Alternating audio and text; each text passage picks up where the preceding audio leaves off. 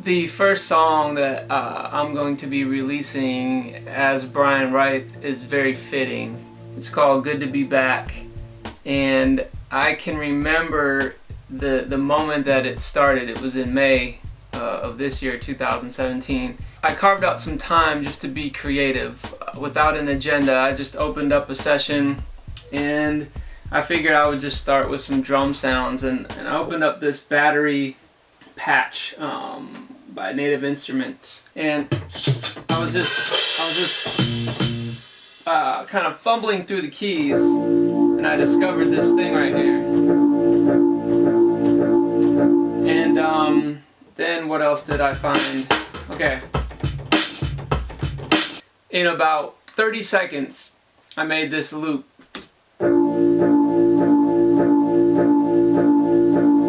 And I remember sitting right here in this seat and just looping it, and I just listened and listened and listened. I basically sat here for an hour and I just was like, just making sounds with my mouth.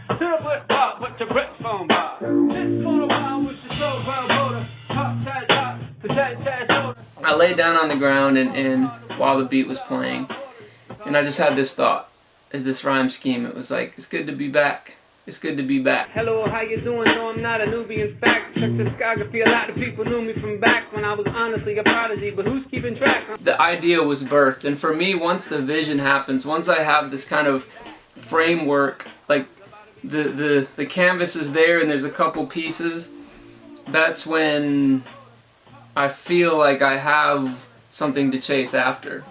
Blah, blah, blah, blah, blah.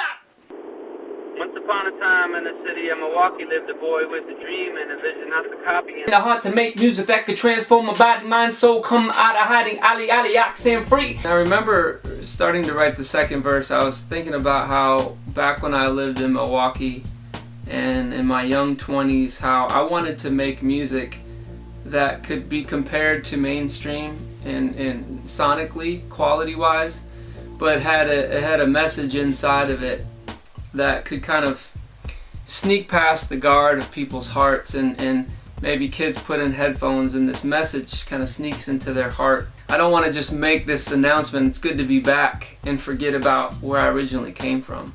Hold up, we come way too far now just to give up and go under. Hold up, we don't have it all, but thank God we got each other. Hold up, before you let go, just hang on a little bit longer.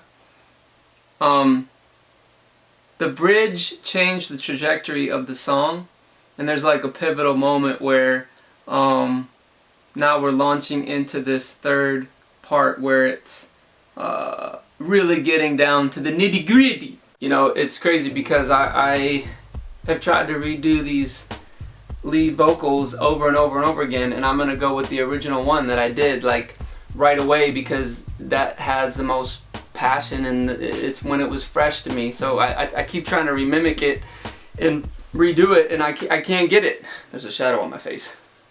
We're under attack. We're under attack. I can feel it all around me, in front and in the back. I can feel it coming down like it's thunder and cat. Shout out to 1985, that just took me way back. The song started so easy, and the first two verses came so easy in the bridge, but writing that third verse, I remember being in Milwaukee, cutting my parents' grass, and I had this kind of thought, you know, danger, danger, call the park ranger. Snakes in the grass, his venom is filled with hatred.